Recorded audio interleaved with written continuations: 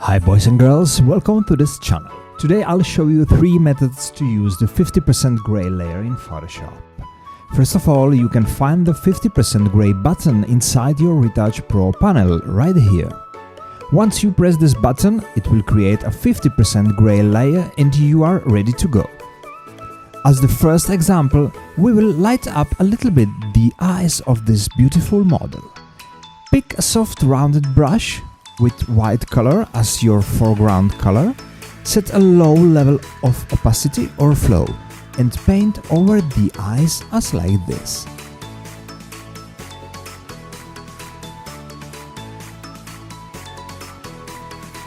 As you can see in the before and after, we achieved a very nice result in few simple steps.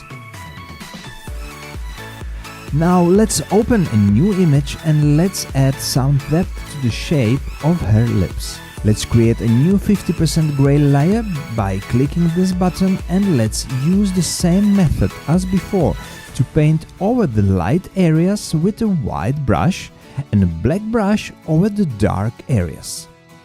Be sure to set your opacity or flow very low.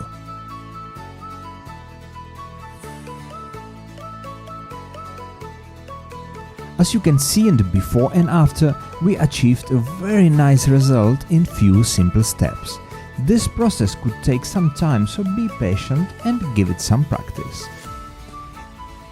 As before, click the 50% gray button in the Retouch Pro panel, pick a white soft brush, adjust the size of your brush and paint the light where you feel it's needed. Nothing fancy here, we will just light up some areas and make the image pop a little bit. Try to not overdo this technique, be natural as much as possible and enjoy the process. These are only 3 examples of all that we can do with this amazing 50% gray layer. I will leave the link to the Retouch Pro panel in the description. Consider subscribing to this channel and have a great day.